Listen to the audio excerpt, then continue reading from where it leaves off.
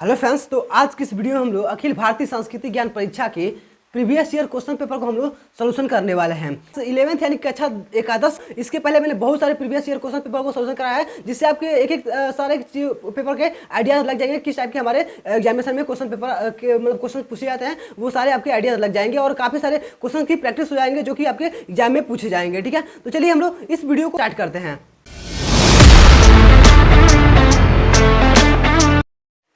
तो यहाँ पे हमारा क्वेश्चन पेपर आके खुल चुका है। चलिए हम लोग इसके एक एक क्वेश्चन के सोल्यूशन को देखते हैं। यहाँ पे आके सामने यहाँ पे दिखाई दे रहा है, यहाँ पे दिनांक वगैरह भरना है। तो ये सब तो आपको पता ही होगा। दिनांक है, पिता का नाम दिया हुआ है, अपना नाम वगैरह भरना है इसमें, तो विद्यालय का नाम, ये सब आप लोगों को पता ही होगा। ठीक है, तो इसमें तो हमको समय देना नहीं है। आगे बढ़ते हैं। एग्जाम में आप लोगों को क्वेश्चन पेपर के साथ साथ आपको एक और सीट मिलता है जिसमें आपको आंसर फिल करना होता है। ठीक है, इसी तरीके से वो भी रहेगा, लेकिन उसमें आपके 4 विकल्प दिए रहेंगे, यानी कि 4 ऑप्शन रहेंगे और 4 ऑप्शन में से कोई एक, जिसमें जो क्वेश्चन पेपर में आपके करेक्ट दिखेगा उसमें आपको क्या करना है, उसको फिल करना है। ठीक है, ABC करके उसमें रहेगा। उसमें से जैसे यहाँ पे 4 ऑप्शन आपको दिख रहे हैं क्वेश्चन में, इन 4 ऑप्शन में से कोई एक करेक्ट होगा और उस करेक्ट को उसमें क्या करना है, फिल करना है, गोला भरना है। ठीक है, तो इस तरीके से आप लोग समझ जाएंगे, उसमें भी आपके नाम वगैरह सब कुछ फिल करने के लिए ऑप्शन देगा। ठीक है, चलिए हम लोग इसके क्वेश्चन नंबर 1 से हम लोग स्टार्ट करते हैं। इसके देखते हैं आंसर क्या बनते हैं। ठीक है, सबसे पहला दिया है यहाँ पे प्रश्न नंबर 1 दिया है कि भूमि जन और यहाँ पे दिया है क्या, संस्कृत से मिलकर बनी रचना क्या कहलाती है। ठीक है, अभी आपके 3 एलिमेंट दिए गए हैं और तीनों एलिमेंट से पूछा है मिलकर क्या किसकी रचना बनती है। ठीक है, इस ऑप्शन में से तो पहला ऑप्शन आपका है राष्ट्र, फिर दिया आपका ग्रामोद्योग, ठीक है, और फिर दिया विश्व, फिर उसके बाद डी दिया आपका क्या, संस्कृति। ठीक है, इसमें से करेक्ट आंसर क्या हो जाएगा, तो आपका करेक्ट आंसर जो इसका है पहले का है वो हो जाएगा राष्ट्र। ठीक है, राष्ट्र से मिलकर मतलब राष्ट्र की रचना कैसे बनती है, तो भूमि जन और संस्कृत से मिलकर बनती है। ठीक है, याद रखिएगा। आगे बढ़ते हैं। यहाँ पे प्रश्न नंबर जो सेकंड है, दूसरा है, उसको देखते हैं। सेकंड में पूछ रहा है कि राष्ट्रगीत वंदे मातरम के रचयिता कौन है। ठीक है, तो इसमें देखिए, तो इसमें जो सही आंसर हो जाएगा क्या है, वो है आपको पता ही है पहले से ही, तो वह है आपके सी ऑप्शन में बंकिम चंद्र चट्टोपाध्याय जी। ठीक है, ये है आपके राष्ट्रगीत के रचयिता। ठीक है, अगर आपसे पूछता है आपके राष्ट्रगान के रचयिता कौन है, तो वो कौन आपके, तो वो है आपके रविन्द्रनाथ टैगोर जी। ठीक है, जो आपके ऑप्शन बी में दिए हैं वो रहेंगे। ठीक है, राष्ट्रगान के लिए, राष्ट्रगीत के लिए सी ऑप्शन बिल्कुल करेक्ट आंसर हो जाएगा। आगे बढ़ते हैं। यहाँ पे प्रश्न नंबर जो तीसरा दिया है वो देखिए क्या दिया है कि दिया सागर माथा की, यहाँ पे दिया है सागर माथा कोई रचना लग रहा है, किसकी ऊंची चोटी का नाम है। ठीक है, तो एक चोटी है सागर माथा। ठीक है, वो पूछा है किसकी चोटी का नाम है, तो इसका जो सही आंसर हो जाएगा वो कौन सा है, तो क्वेश्चन नंबर 3 का जो सही आंसर हो जाएगा वो डी है। ठीक है, ये आपका हिमालय पर्वत। ठीक है, ये आप लोग याद रखिएगा। और एक तरीके जो ये सागर माथा है, ये जो नाम है वो नेपाली वर्ड है। ठीक है, याद रखिए आप लोग सागर माथा। ठीक है, और ये जो हिमालय पर्वत है वो आपको पता ही होगा, एवरेस्ट जो है उसकी सटी हुई ये लगी। ठीक है, तो ये एवरेस्ट की चोटी है, क्या है आपकी सागर माथा, जो सबसे ऊंची चोटी है। ठीक है, तो आप लोग याद रखिएगा, ये जो सागर माथा वर्ड है ये आपकी नेपाली है। ठीक है, याद रखिए। आगे बढ़ते हैं। आगे हमारा यहाँ पे प्रश्न नंबर जो 4 है उसको देखते हैं। इसमें दिया है कि हरियाणा, पंजाब, उत्तर प्रदेश राज्य प्रमुखता से किसका उत्पाद करता है, मतलब उत्पादन करते हैं। ठीक है, यानी कि ये जो राज्य दिए गए हैं हरियाणा, पंजाब और उत्तर प्रदेश, ये राज्य जो है वो किसका सबसे ज़्यादा उत्पादन करते हैं, यही हमसे पूछा गया है। तो ये तो आपको बहुत आसानी से पता होगा, आप लोग उत्तर प्रदेश में अगर आते हैं तो पता ही होगा। ठीक है, तो यहाँ पे देखिए ऑप्शन दिया आपका स्टील दिया, तो ये तो कभी हो नहीं सकता। यहाँ पे फिर दिया तेल दिया है, तो ये भी लगभग हो सकता है। और कोयला, तो यहाँ पे यह सबसे अच्छा दिया गया, बी ऑप्शन सही है, अन्न उत्पादन। ठीक है, ये अन्न उत्पादन सबसे ज़्यादा करते हैं। ठीक है, गेहूँ हो गया, चावल हो गया, इस तरीके से गन्ना का उत्पादन इस तरीके से सबसे ज़्यादा होता है, तो ये अन्न उत्पादन सबसे ज़्यादा होता है, याद रखिए। आगे बढ़ते हैं लोग। क्वेश्चन नंबर 4 हमारा कंप्लीट हो गया। आगे बढ़ते हैं। आगे हमारा है क्वेश्चन नंबर 5 से देखते हैं। ठीक है, ठीक है, तो क्वेश्चन नंबर 5 में देखिए हमसे क्या पूछा गया। यहाँ पे 5 दिया, यहाँ पे कह रहा है कि आचार्य चाणक्य, ठीक है, ठीक है, आचार्य चाणक्य के पुत्र विष्णुगुप्त चाणक्य मूल रूप से क्या थे। ठीक है, आचार्य चाणक्य दिया है। ठीक है, यहाँ पर याद रखिए आचार्य चाणक्य दिया है। ठीक है, चाणक्य तो चाणक्य के पुत्र थे, याद रखिएगा। ठीक है, जो चाणक्य हैं उनके पिता का नाम क्या था, तो चाणक्य था, याद रखिएगा। वही जो यहाँ पे विष्णुगुप्त दिया गया है वही उनका वो कह सकते हैं उपनाम है। ठीक है, विष्णुगुप्त चाणक्य का, याद रखिएगा। इसमें पूछा गया कि आचार्य चाणक्य के पुत्र विष्णुगुप्त चाणक्य मूल रूप से क्या थे, तो वो क्या थे, तो जो प्रश्न नंबर 5 का जो सही आंसर हो जाएगा वो थे आपके सी, शिक्षक थे। ठीक है, याद रखिएगा, शिक्षक थे। आचार्य चाणक्य के पुत्र विष्णुगुप्त जो मतलब आपके कह सकते हैं जो चाणक्य थे वो क्या थे, आपके शिक्षक थे। आगे बढ़ते हैं।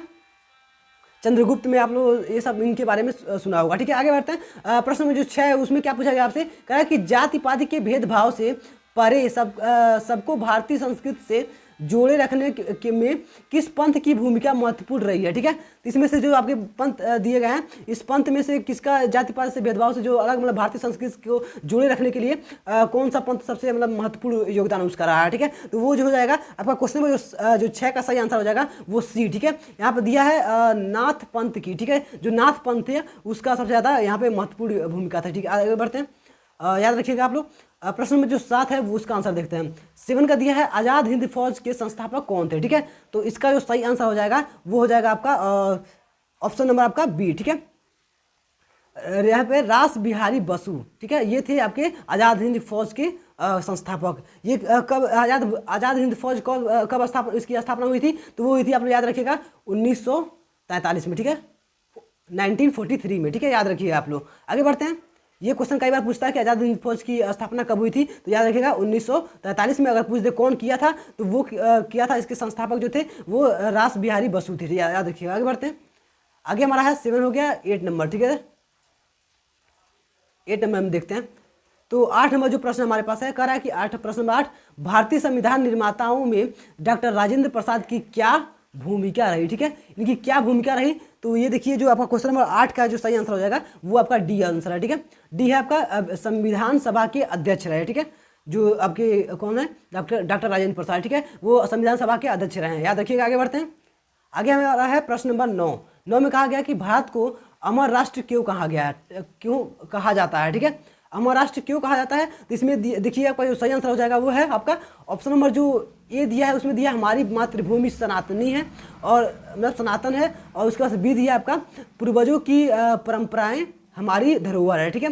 इसके पास सी दिया आपका हम रूढ़िवादी मानसिकता रखते हैं, ठीक है। तो इसमें जो सी है वो गलत है, यानी कि आपका जो ए और बी है, यानी कि डी ऑप्शन जो है वो बिल्कुल करेक्ट हो जाएगा, ठीक है। डी में दिया है ए और बी दोनों ठीक है, यानी कि जो आपका ऑप्शन ए है, बी है, वो दोनों ठीक है, इसलिए जो सही आंसर होगा वो होगा आपका डी में दिया है, दोनों आंसर सही है, ठीक है। आगे बढ़ते हैं।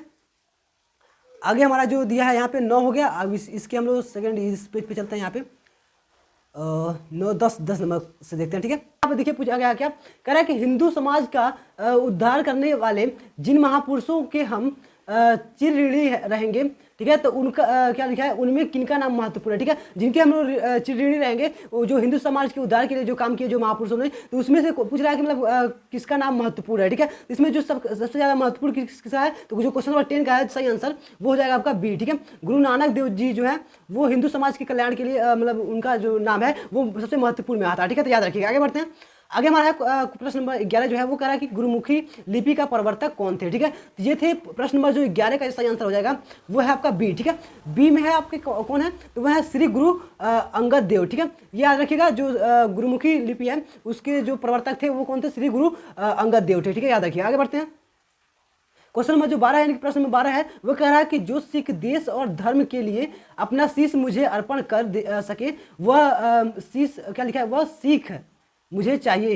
यहाँ पे सीख नहीं होना चाहिए, ठीक है, सीख वही सही है, ठीक है। सिख धर्म के जो लोग, ठीक है, वही सीख चाहिए इनको, ठीक है। तो यह वाक्य किसने कहा, ठीक है, ये वाक्य किसने कहा, तो ये जो है प्रश्न नंबर 12 का जो सही आंसर हो जाएगा वो है आपका बी, ठीक है। ये गुरु गोविंद सिंह जो थे उनका स्टेटमेंट है कि जो सिख अपने धर्म के लिए अपना शीश अर्पण कर दे, यानी कि शीश कटवा दे, वही शीश जो मतलब शीश सीख कह सकते हैं तरीके जो धर्म है वही उनको चाहिए था, ठीक है। आगे बढ़ते हैं।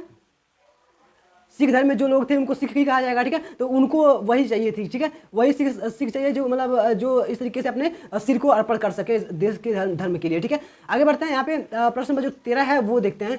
इसमें दिया हुआ क्या आपसे, इसमें पूछ लिया आपसे कि खालसा शब्द का अर्थ क्या है, ठीक है। खालसा पंथ की स्थापना हुई थी, तो उसी तरीके से जो खालसा वर्ड है वो पूछ रहा है कि मतलब इसमें से कह रहा है कि इसका शब्द का अर्थ क्या है, ठीक है। जो तो खालसा जो शब्द का अर्थ है वो हो जाएगा आपका शुद्ध, ठीक है, बी ए ऑप्शन, ठीक है। देखते हैं एक बार 13 का जो सही, हाँ सही है, ठीक है। तो खालसा का जो सही अर्थ है वो है आपका शुद्ध, ठीक है, याद रखिए। आगे बढ़ते हैं। आगे हमारा है प्रश्न नंबर 14, ठीक है। इसमें देखिए क्या पूछा गया आपसे, कह रहा है कि वल्लभाचार्य जी का जीवन काल क्या है, ठीक है। तो जो वल्लभाचार्य जी हैं वो आपके एक तरीके से तो उनका जो जीवन काल है वो 14 का जो सही आंसर आ जाएगा वो सी बिल्कुल करेक्ट आंसर है। ये है आपके 1479 से लेके आपके यहाँ 1530 तक का इनका जीवन काल है, ठीक है, याद रखिएगा। आगे बढ़ते हैं। ये क्वेश्चन पूछे गए हैं प्रीवियस ईयर में, ठीक है, आप लोग देख सकते हैं क्वेश्चन पेपर आई है। तो 15 नंबर क्वेश्चन में देखिए आपसे क्या पूछा गया यहाँ पे, 15 में दिया है कि रानी गाइदिल्लू नल्लू दिया, ठीक है, रोगमी कौन थी, ठीक है, तो इनका अपना नाम देख लीजिएगा, ठीक है, तो ये कौन थी, ठीक है, तो ये थी आपके 15 का जो सही आंसर हो जाएगा वो है आपका सी, ठीक है, 15 का सी आंसर है। ये आध्यात्मक दिया है, अध्यात्म और राजनैतिक व्यक्तित्व संपन्न महिला थी, ठीक है, ये एक तरीके से देखा तो हम लोग के जो मतलब पहले की थी पास्ट में जो हमारे क्रांति वगैरह हुआ उसमें ये महिला थी, ठीक है, तो इनका जो पूछा गया कौन थी तो इसमें दिया है आंसर में कि आध्यात्मिक और राजनैतिक व्यक्तित्व संपन्न महिला थी, ठीक है। हम लोगों ने एक एक आंसर को आपकी बुक से कलेक्ट किया है, तो आप समझ सकते हैं कितने समय लगे होंगे, एक एक आंसर को कलेक्ट करना कितना मतलब ज़्यादा डिफिकल्ट होता है, तो इसके लिए आप लोग इस वीडियो को एक लाइक जरूर कर दीजिएगा। चलिए आगे बढ़ते हैं हम लोग। यहाँ पे प्रश्न नंबर जो 16 है 16 है उसको हम लोग देखते हैं, ठीक है, इसमें दिया हुआ आपका सभी जातियां ईश्वर के सम्मुख उसी प्रकार एक हो जाती है जैसे छोटी मोटी धाराएं गंगा में दिया है क्या समाहित हो जाती हैं, ठीक है, तो यह किसका वाक्य है, ठीक है, यानी कि आपसे कहा गया कि जो सभी जातियां जैसे ईश्वर में के सम्मुख एक हो जाती है, ठीक है, एक तरीके से उसी तरीके जैसे इसका जो मतलब एग्जाम्पल दिया गया है कि जैसे छोटी छोटी धाराएं मिलकर गंगा में समाहित हो जाती हैं, ठीक है, ये जो स्टेटमेंट है वो कौन कहा था, ठीक है, तो वो बताना आपको, तो वो कौन कहा था, तो यहाँ पे देखिए यहाँ पे दिया हुआ 16 का जो सही आंसर हो जाएगा वो है आपका सी, ठीक है, संत ज्ञानेश्वर जो है वो स्टेटमेंट ये कहे हुए हैं, ठीक है, याद रखिएगा। आगे बढ़ते हैं। आगे हमारा प्रश्न नंबर 17 है, इसमें कहा गया किस देश की प्रकृति आध्यात्मिक है, ठीक है, तो वो है आपका प्रश्न नंबर जो 17 का सही आंसर हो जाएगा वो है आपका भारत, ठीक है, भारत की जो प्रकृति है वो आध्यात्मिक है, याद रखिएगा। आगे बढ़ते हैं। आगे हमारे पास है एक क्वेश्चन इसमें, ठीक है, यहाँ पे दिया हुआ प्रश्न नंबर 18, ठीक है, इसमें दिया सज्जन और दुर्जन का पता लगाता है, ठीक है, तो ये क्या लगाता है, इसमें से मतलब कौन सा ऐसा उनका व्यक्तित्व है कहते हैं, तो मतलब क्या ऐसा है शो करते हैं जिससे उनको पता चलता है कि वो सज्जन है और एक दुर्जन है, ठीक है, ये आपको बताना आता है। तो प्रश्न में जो 18 का सही आंसर हो जाएगा वो आपका स्वभाव, ठीक है, जो स्वभाव होता है एक मनुष्य का उससे पता चल जाता है वो सज्जन है या दुर्जन है, ठीक है, याद रखिएगा। आगे बढ़ते हैं। आगे हमारे पास इधर है क्वेश्चन, ठीक है, प्रश्न नंबर 19, ठीक है, 19 में देखते हैं। प्रश्न नंबर 19 में हमसे क्या पूछा गया यहाँ पे,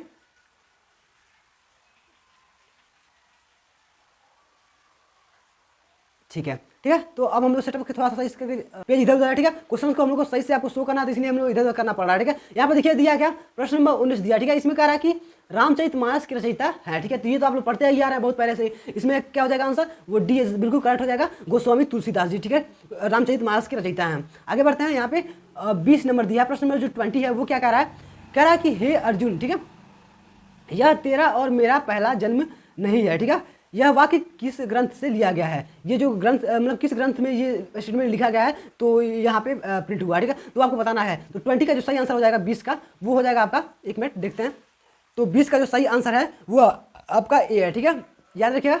ए में क्या दिया आपका, श्रीमद् भागवत गीता से लिया गया, ठीक है, याद रखिएगा। आगे बढ़ते हैं फटाफट से। आगे हमारा प्रश्न नंबर 21 है, ठीक है, 21 में देखिए हमसे क्या पूछा गया है, दिया है कि प्रत्येक व्यक्ति को कर्म के फल भोगने पड़ते हैं, ठीक है, ये बात है, और यहाँ पे दिया है कोई भी इनसे वंचित नहीं रह सकता, यहाँ पे दिया है इनसे बच नहीं सकता या वंचित नहीं रह सकता, ठीक है, तो यह सत्य किस सिद्धांत पर आधारित है, ठीक है, यानी कि प्रत्येक व्यक्ति को कर्म के फल भोगने पड़ते हैं, कोई भी इनसे बच नहीं सकता, ठीक है, तो यह सत्य मतलब किस सिद्धांत पर आधारित है, ठीक है, लेकिन जो ये सत्य कहा गया है वो किस सिद्धांत पे है तो वो आपको पता होगा।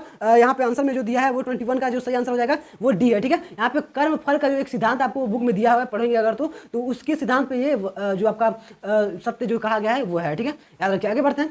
प्रश्न नंबर जो 22 है उसको देखते हैं। 22 में कहा गया है कि एकम, ठीक है, सद विप्र बहुधा वंदनित, ठीक है, इस तरीके से दिया संस्कृत वर्ड है, ठीक है, तो यह पंक्ति किस वेद से ली गई है, ठीक है, तो ये जो पंक्ति है वो लिया गया है 22 का जो सही आंसर हो जाएगा वो है आपका ऋग्वेद, ठीक है, याद रखिएगा डी बिल्कुल करेक्ट आंसर हो जाएगा, ठीक है। आगे बढ़ते हैं। यहाँ पर दिया है सृष्टि के असंख्य पदार्थों में मूल तत्व कितने हैं, ठीक है, ये पूछा गया। 23 का जो सही आंसर हो जाएगा वो है आपका जो सृष्टि के असंख्य पदार्थों में मूल तत्व कितने हैं, ठीक है, ये होगा आपका है ए हो जाएगा, ठीक है, एक है और एक कौन क्या है तो वो है परमात्मा, ठीक है, ये आप लोग याद रखिएगा। सृष्टि के असंख्य पदार्थों से में जो मूल तत्व है वो है परमात्मा का एक जो तत्व है वही है, ठीक है, याद रखिएगा। इसमें सही आंसर हो जाएगा आपका एक। हम लोगों ने एक एक आंसर को आपके बुक से बहुत मतलब डिफिकल्टी लगी थोड़ा सा, लेकिन मैंने एक एक आंसर को यहाँ पे कलेक्ट करके आपके सामने रिप्रेजेंट कर रहा हूँ। आप लोग समझ सकते हैं कि एक एक आंसर को बुक से ढूंढना कितना मतलब डिफिकल्ट होता है, और इसमें टोटल आपके 100 क्वेश्चन दिए गए हैं, ठीक है, तो इसको समझिए सर्च करने में हमसे 1 से 1.5 दिन का समय लग जाता है पूरा सर्च करने में क्वेश्चन को ढूंढना, ठीक है। चलिए तो हम आगे बढ़ते हैं। आगे क्वेश्चन को देखते हैं। यहाँ पे एक लाइक वीडियो को जरूर कर देगा और अपने फ्रेंड्स में शेयर कर देंगे तो काफी मेरा हम लोग का हेल्प हो जाएगा, काफी लोगों के पास पहुंच जाएगा वीडियो, ठीक है। आगे बढ़ते हैं। 23 हो गया, 24 पे चलते हैं। 24 नंबर प्रश्न,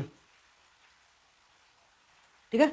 इसमें देखिए हमसे क्या पूछा गया है, 24 नंबर प्रश्न दिया है कि सृष्टि के कण कण में कौन है, ठीक है। जैसे हम लोगों ने बताया कि सृष्टि की रचना में मतलब एक ही मूल तत्व है, वो है परमात्मा, वैसे ही सृष्टि के कण कण में कौन है, तो वो कौन है, तो आपके परमात्मा ही रहेंगे आंसर में, ठीक है। तो ये हो जाएगा आपका ऑप्शन नंबर ए, बिल्कुल करेक्ट आंसर हो जाएगा, ठीक है। याद रखिएगा, आगे बढ़ते हैं, ठीक है। आगे हम नेक्स्ट क्वेश्चन को देखते हैं। यहाँ पे नेक्स्ट क्वेश्चन है 25 नंबर 25 नंबर प्रश्न जो दिया है कि रिलीजन से तात्पर्य है, ठीक है। जो रिलीजन है एक तरीके से देखें इंग्लिश वर्ड है, इससे हम धर्म कहते हैं एक तरीके से। रिलीजन में जो क्या होता है आपका धर्म होता है, इंग्लिश वर्ड आपको पता होगा। लेकिन यहाँ पे जो रिलीजन दिया गया है वो बुक के अकॉर्डिंग क्या होगा इसका आंसर, तो वो जो सही आंसर हो जाएगा वो आपका सी है, ठीक है। याद रखिएगा, सी में दिया है पंथ या संप्रदाय, इसका रिलीजन का अर्थ है, याद रखिएगा। आगे बढ़ते हैं। तो 26 में देखिए क्या पूछा गया आपसे, 26 में कहा है कि दूसरों का उपकार करना, मतलब इसमें से दूसरों का उपकार करना क्या कहलाता है, ठीक है, ये बताना है। वैसे तो आप लोग पढ़े होंगे क्या होता है दूसरों का उपकार करना, क्या होता है एक तरीके से परोपकार कहते हैं, ठीक है। पर धन उपकार जो होता है यानी कि दूसरों पे किया गया उपकार, वो तो हिंदी में होता है, लेकिन इस बुक के अकॉर्डिंग जो संस्कृत में जो हम लोग जो संस्कृत पढ़ रहे हैं अपने देश का एक तरीके संस्कृति एक तरीके से कहते हैं, वो कल्चर के बारे में, तो उसमें हमारा क्या है दूसरों को पे उपकार करना वो क्या कहलाता है, ठीक है। तो वो हो जाएगा आपका 26 का जो सही आंसर हो जाएगा वो आपका धर्म होता है, ठीक है, याद रखिएगा। ये आंसर बिल्कुल करेक्ट हो जाएगा, धर्म। आगे बढ़ते हैं यहाँ पे संस्कृत, ठीक है। तो प्रश्न दिया है 27 नंबर, ठीक है। यहाँ पर दिया है मनुस्मृति, ठीक है। मनुस्मृति में धर्म के कितने लक्षण बताए गए हैं, ठीक है। तो ये धर्म के कितने लक्षण बताए गए हैं, तो 27 का जो सही आंसर है वो आपका 10 हो जाएगा, ठीक है। 10 बताए गए हैं, 10 लक्षण बताए गए हैं, याद रखिएगा। आगे बढ़ते हैं 28 नंबर प्रश्न देखते हैं। 28 में दिया हुआ है यहाँ पे क्या, सृष्टि में परिवर्तनशील दिखाई देती है। इसमें से 4 ऑप्शन में से कौन सा ऐसा चीज है जो मतलब सृष्टि में है और वो परिवर्तनशील दिखाई देता है, ठीक है। तो वो हो जाएगा क्या है आपका 28 का जो सही आंसर हो जाएगा वो है आपका डी, ठीक है। सर्वत्र जो है वो यानी कि सृष्टि में परिवर्तनशील दिखाई देती है, ये सर्वत्र है, ठीक है। एक तरीके से एक वाक्य में मैंने देखा तो इस तरीके से दिया था, मैंने आंसर वहां से दिया, ठीक है। तो सर्वत्र जो है वो मतलब सृष्टि में परिवर्तनशील दिखाई देता है। उस बुक में जो आपको मिला होगा क्वेश्चन जो आपका 11th का यानी कि एकादश का, उसमें आप लोग देखेंगे तो इस तरीके से इसमें दिया गया है, ठीक है। आगे बढ़ते हैं 29 है 29 नंबर जो प्रश्न है वो क्या पूछा गया हमसे, कह रहा है कि परहित सरिस, ठीक है, धर्म नहीं भाई, एक कुछ यहाँ पे दे रहा लग रहा है कि चौपाई वगैरह जो है वो दिया है, ठीक है। तो आगे बढ़ते हैं, यहाँ पे दिया है कि परहित सरिस धर्म नहीं भाई, परपीड़, यहाँ पे दिया है क्या दिया, एक मिनट थोड़ा सा क्लियर यहाँ पे नहीं हो रहा, ठीक है। यहाँ पे दिया क्या परपीड़ा सम नाही अध भाई, ठीक है। थोड़ा सा ये आप लोग देख लीजिएगा एक बार, तो ये स्टेटमेंट है परहित सरिस धर्म नहीं भाई, परपीड़ा सम नहीं अध भाई, ठीक है, इस तरीके से है। तो इस पंक्ति को क्या मतलब क्या कहेंगे, ठीक है। ये जो पंक्तियां है मतलब वही जो हमने कहा चौपाई वगैरह हो सकता है, वही पूछ रहा है कि मतलब ये मतलब जो ये मतलब दिया गया है आपका पंक्ति ये क्या है, ठीक है। तो ये जो सही आंसर हो जाएगा 29 का वो सही एकदम चौपाई है, ठीक है, याद रखिएगा ये चौपाई है, ठीक है, आंसर में दिया हुआ चौपाई है, हमने सर्च किया था तो ये चौपाई था, ठीक है। आगे बढ़ते हैं। आगे हमारा जो प्रश्न नंबर 30 है वो क्या कहा गया आपसे, संस्कृति का संबंध है, जो संस्कृत का संबंध है वो किससे है, ठीक है, आपसे ये बताना है। तो 30 का जो सही आंसर हो जाएगा वो होगा आपका उपयुक्त में से सभी, यानी कि आपके धर्म से भी है, सदाचार से भी है और जीवन शैली से भी है, ठीक है, याद रखिएगा। आगे बढ़ते हैं। प्रश्न नंबर जो 31 दिया है उसको देखते हैं। 31 में दिया गया है जहाँ धर्म है वही वहाँ क्या है, ठीक है। तो यहाँ तो अगर देखेंगे धर्म है तो अधर्म है, ऐसा हो जाएगा, लेकिन यहाँ पे कुछ और होगा, ठीक है। जहाँ धर्म है वहीं क्या होगा आपका विजय होगा, ठीक है, याद रखिएगा, ये आपका सही आंसर हो जाएगा। तो हम देखते हैं यहाँ पे नेक्स्ट जो क्वेश्चन हमारा है 31 हम लोग देख लिए 32 से, ठीक है। 32 में क्या पूछा गया यहाँ पे, क्या 32 नंबर में कि संपूर्ण विश्व में किस यहाँ पे दिया किस देश ने प्रकृति को माता माना है, ठीक है। देखिए जो प्रकृति है अपना नेचर है उसको माता कौन माना है, ठीक है। इसमें से जो देश दिए गए हैं इसमें से आपको पता ही होगा सबसे ज़्यादा ये जो रिलेशन वाला मतलब जो कह सकते हैं तरीके से कंट्री है वो कौन सा है, तो हमारा भारत है, ठीक है, हमारा प्यारा देश भारत है, ठीक है। यहाँ पर सही आंसर जो हो जाएगा वो क्या है, भारत, ऑप्शन नंबर बी सही आंसर, ठीक है। आगे बढ़ते हैं। यहाँ पे प्रश्न नंबर 33 जो दिया है वो कह रहा है कि संस्कार क्या है, ये आपको बताना है संस्कार क्या है। तो देखिए इसका जो सही आंसर होगा प्रश्न नंबर 33 का वो हो जाएगा आपका डी है, ठीक है। ए और बी दोनों सही है, ठीक है, यानी कि ए में दिया आपका अवगुणों विकृतियों को दूर करना और बी में दिया आपका सद्गुणों का विकास करना, ठीक है, यानी कि अवगुणों और विकृतियों को दूर करके हम जो सद्गुण का विकास करते हैं ये हमारा क्या है, संस्कार है, ठीक है, याद रखिएगा ये स्टेटमेंट। आगे बढ़ते हैं। आगे हम लोग इस पेज पे चलते हैं, ठीक है। हम लोग का 33 हो गया 34 से, यहाँ पे हमारा क्वेश्चन 34, ठीक है। अब हम 34 नंबर क्वेश्चन से हम यहाँ पे शुरू करेंगे, ठीक है।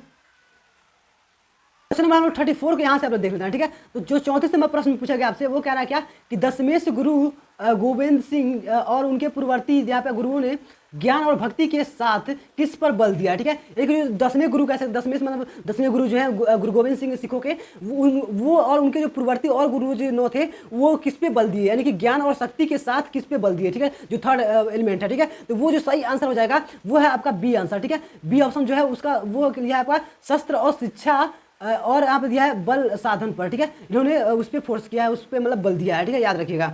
आगे बढ़ते हैं। प्रश्न नंबर 34 दिया है कि सीता माता की खोज में यहाँ पे वानर दल किस दिशा में गया है, ठीक है। यानी कि जो आपका रामायण है उसमें जो आपको देखेंगे जब किष्किंधा में राम जी पहुंचे तो वहाँ पे मतलब जब मित्रता हुई उनसे बाली से कह सकते हैं, मतलब उनका जो सुग्रीव से हुआ तो मित्रता जब हुआ तो उसके बाद जब सीता की खोज हुई तो जो वानरों को भेजा गया सबसे पहले तो वो किस दिशा में गए थे, ठीक है। तो वो है आपके दक्षिण दिशा में, याद रखिए। जो हनुमान जी थे वो दक्षिण दिशा में गए थे, उनको मतलब एक बार देखे हुए थे कि रावण उसी दिशा में गया हुआ था, ठीक है, इसलिए उन्होंने दक्षिण दिशा में गए थे, याद रखिएगा।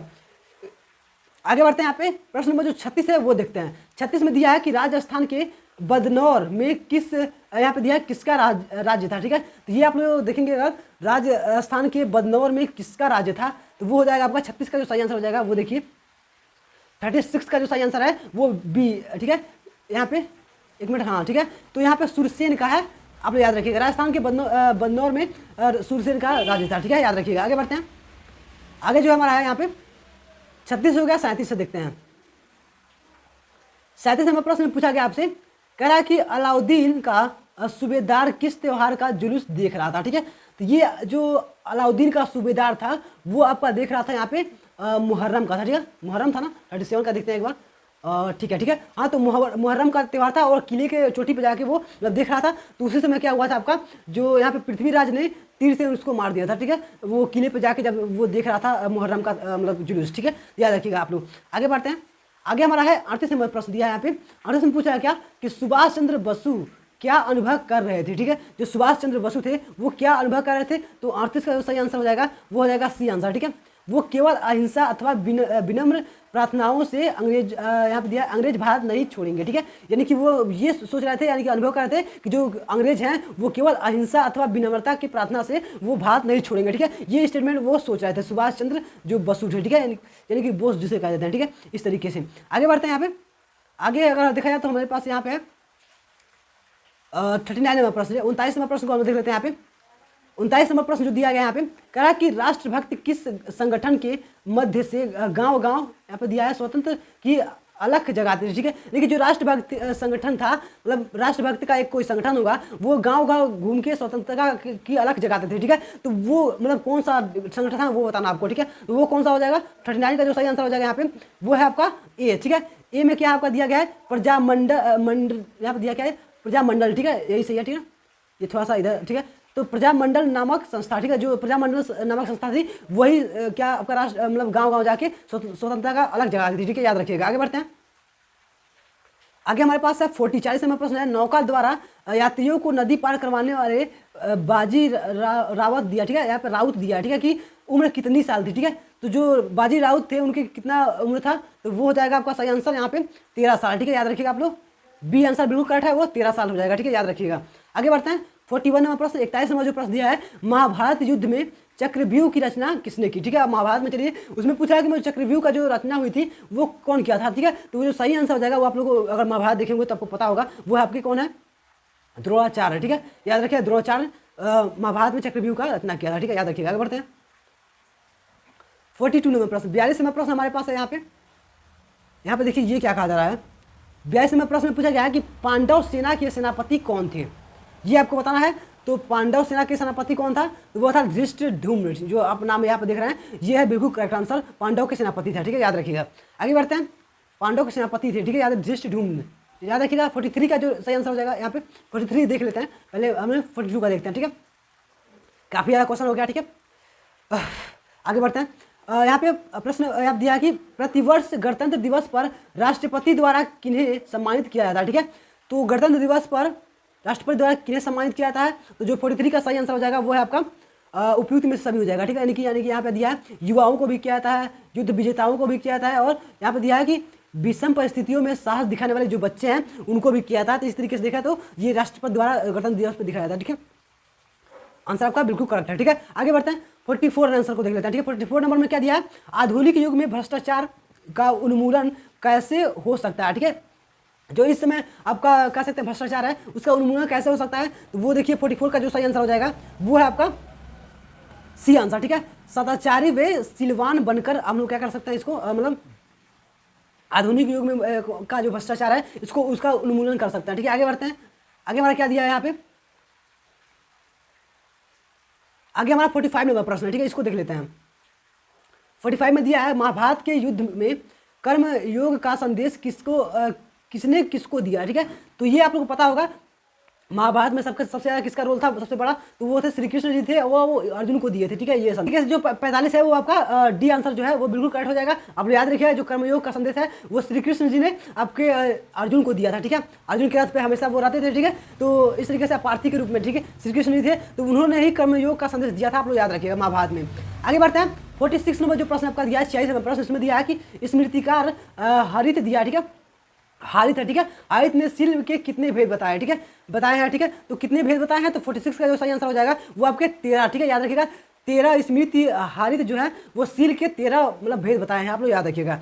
आगे बढ़ते हैं 46 हो गया, हम लोग बस इस वीडियो में 50 क्वेश्चन को देखेंगे। ठीक है, 50 क्वेश्चन को बस कवर करते हैं, एक हम लोग नेक्स्ट पार्ट बना लेंगे इसके। ठीक है, यहाँ पे देखते हैं हम लोग ठीक है, तो देखिए। ठीक है, तो 47 नंबर जो प्रश्न है उसमें कहा गया आपसे कि जहाँ सुमति तह संपत्ति जनाना जहाँ कुमति तह विपत्ति निदाना। ठीक है, इस तरीके का कुछ मतलब है, और ये कह रहा है काव्य, मतलब ये क्या है काव्य है, तो इस पंक्ति की मतलब किसकी है, किसने इस काव्य का रचना किया है वो बताना है। ठीक है, तो ये जो सही आंसर हो जाएगा 47 का वो है आपका यहाँ पे 47 का जो सही आंसर हो जाएगा ये हो जाएगा आपका तुलसीदास जी।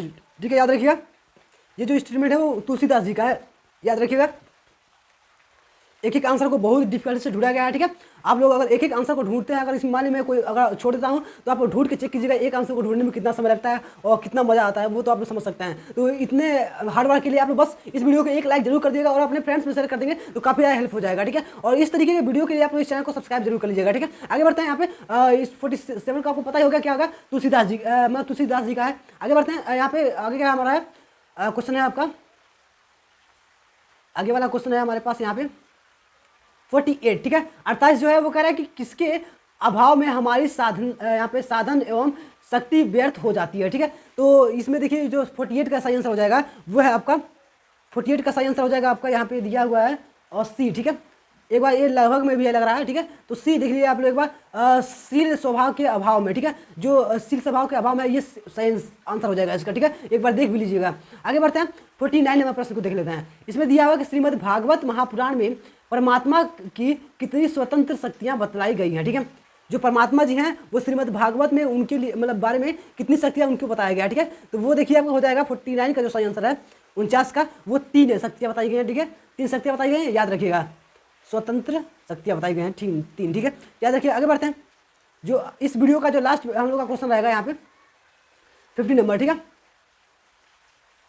50 नंबर क्वेश्चन को देख लेते हैं। यहाँ पे दिया 50 नंबर जो प्रश्न है इसके आंसर को देखते हैं। निम्नलिखित में से काल का विभाग है। ठीक है, काल का विभाग है यानी कि इसमें से कौन सा पाठ है काल का एक, तो हम लोग देख सकते हैं। अगर यहाँ पे दिया प्रातः काल दिया है, रात्रि काल दिया है और सप्ताह दिया है, यानी कि ये सब है। ठीक है, यहाँ हो जाएगा ऑप्शन नंबर डी। ठीक है, जो काल का इसमें से करा है ना, तो ये सारे ये विभाग हैं। ठीक है, तो इस तरीके से आप लोग याद रखिएगा। और हम लोगों ने आज 50 क्वेश्चन कवर कर लिया है, आगे हमारे अभी 50 क्वेश्चन और है, यानी कि इस क्वेश्चन पेपर में टोटल 100 क्वेश्चन पूछे गए थे। ठीक है, तो इस तरीके से हम लोग वीडियो को इसको यहीं पे एंड करेंगे और नेक्स्ट वीडियो को देखने के लिए इस चैनल को सब्सक्राइब भी कर लीजिएगा। और इस वीडियो के डिस्क्रिप्शन बॉक्स में भी लिंक मिल जाएगा आपको एक प्लेलिस्ट का, जिसमें आप लोग जाके इसके पार्ट 2 को भी देख लीजिएगा। उसमें सारे अभी भी मैंने इसके पहले बहुत सारे क्वेश्चन पेपर का सोल्यूशन कराया है, जिसमें लाखों में स्टूडेंट्स ने भी देखा है। तो उसमें से आपके एक एक क्वेश्चन पेपर को अगर देख भी लेते हैं तो आपके काफ़ी ज़्यादा हेल्प हो जाएगा। आप लोग बिना बुक पढ़े भी मतलब एग्जाम को दे सकते हैं, काफ़ी अच्छा मार्क्स स्कोर कर सकते हैं। ठीक है, तो इस तरीके से चलिए तो हम लोग इस वीडियो को एंड करेंगे। और पिछले वीडियो इसके आगे का जो आने वाला वीडियो है उसके लिए सब्सक्राइब कर लीजिएगा और डिस्क्रिप्शन बॉक्स में चेक भी कर लीजिएगा, प्लेलिस्ट का लिंक मिलेगा,